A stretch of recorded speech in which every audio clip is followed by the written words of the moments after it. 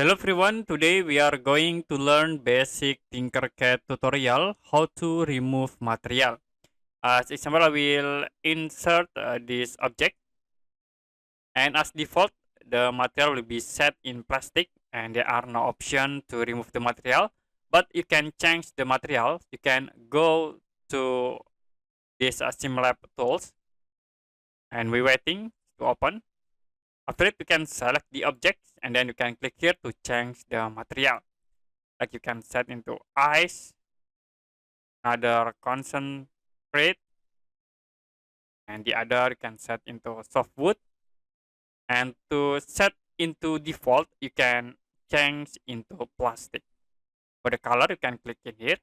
Like you can change into blue color or red color. Okay, that's it for basic TinkerCAD tutorial, how to remove material. If you have any question about tutorial, you can comment below this video.